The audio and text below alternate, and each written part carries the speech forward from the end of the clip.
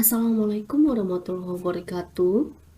Baik, nama saya Yasia Tafnao NPM 2041057 dari kelas weekend. Baik, dalam kesempatan ini izinkan saya untuk menjelaskan materi tentang training risk management untuk memenuhi tugas mata kuliah manajemen risiko dengan dosen pengampu Bapak Didi Hendrawan SE. Mungkin kita sudah paham atau sudah mengerti yang namanya resiko atau manajemen risiko. Nah, sebagai pendahuluan saja, saya akan ambil bahwa pada umumnya semua makhluk hidup dunia akan mengalami yang namanya risiko. Karena risiko itu merupakan ketidakpastian atau aktivitas yang dilakukan dengan kesalahan sehingga timbul yang namanya risiko. Nah, akan tetapi semua juga makhluk hidup di dunia memiliki yang namanya kemampuan. Maka dari situ manusia akan mengelola atau mengendalikan, mengevaluasi risiko-risiko yang telah terjadi sebelumnya. Nah, begitu juga dalam sebuah perusahaan, risiko itu harus dikelola dengan manajer perusahaan.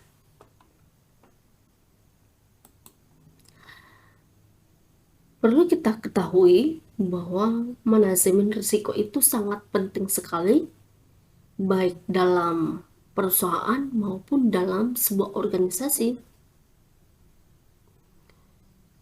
Mungkin saya rasa tanpa manajemen risiko dalam sebuah perusahaan itu akan sulit sekali menentukan tujuan-tujuan masa datang dalam sebuah perusahaan tersebut. Nah, jika dalam sebuah perusahaan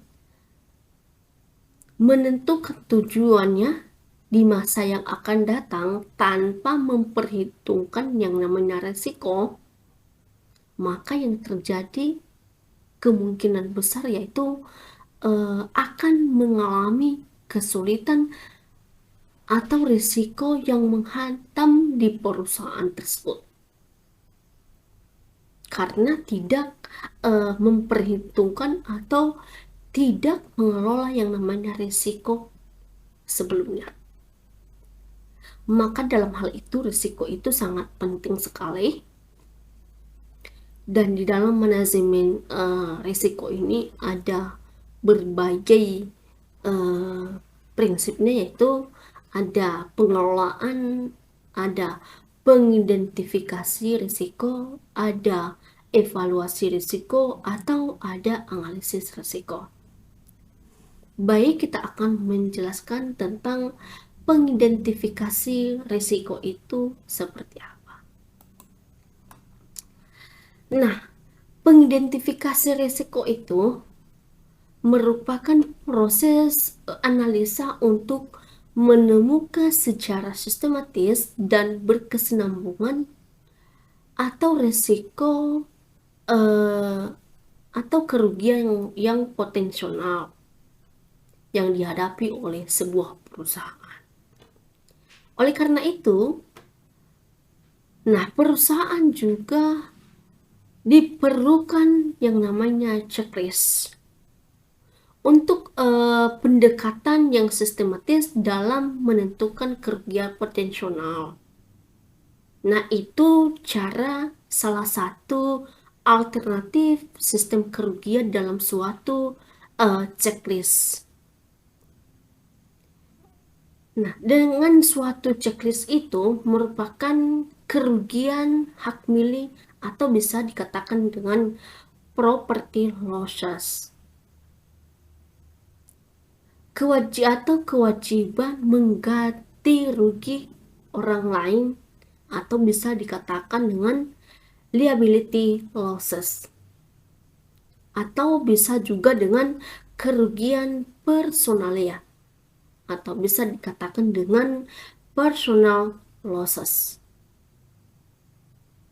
Nah, dalam checklist ini yang akan dibangun sebelumnya untuk menemukan risiko dan menjelaskan jenis-jenis kerugian yang dihadapi oleh suatu perusahaan.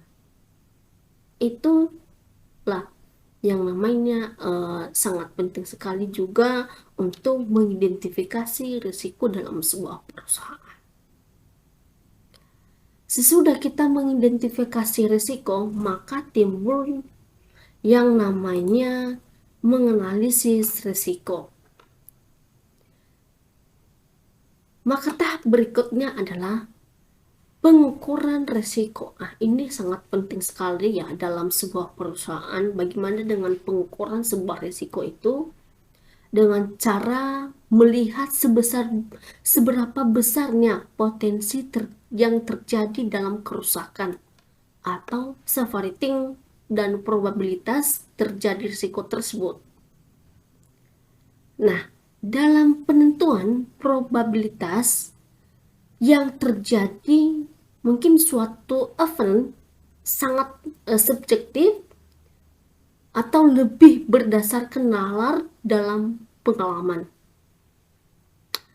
Nah, beberapa risiko memang mudah untuk diukur, namun sangatlah sulit untuk memastikan probabilitas suatu kejadian yang sangat jarang terjadi.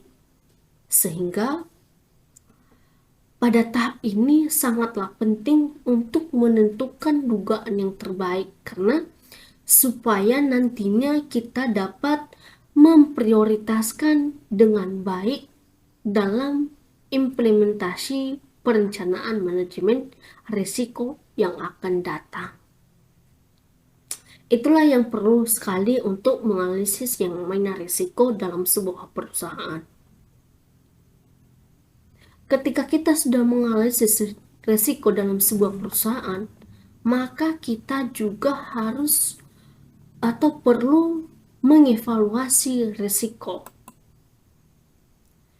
Bagaimana dengan mengevaluasi risiko itu? Nah, risiko itu diukur dengan tingkat kemungkinan atau dampaknya. Maka disusunlah urutan-urutan prioritas risiko tersebut.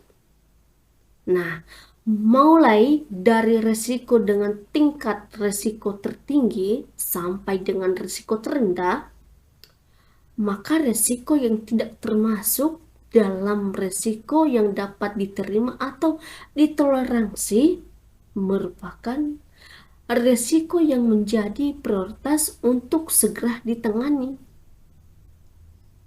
Setelah diketahui besarnya tingkat risiko yang telah terjadi dan prioritas risiko tersebut, maka perlulah disusun peta risiko. Maka disusun dari awal sampai terakhir bagaimana dengan peta risiko, sehingga dibentuklah yang namanya strategis dalam pengambilan keputusan dalam sebuah manajemen risiko yang telah dihadapi oleh perusahaan tersebut. Mungkin ketika perusahaan sudah menjalankan proses-proses ini dalam training risk management risiko ini, maka perusahaan itu, saya yakin sekali, perusahaan itu akan menentukan tujuan-tujuan yang akan datang, atau perusahaan itu akan semakin mendapatkan keberuntungan atau semakin berkembang. Ketika manajemen risiko itu mereka analisis, mereka mengevaluasi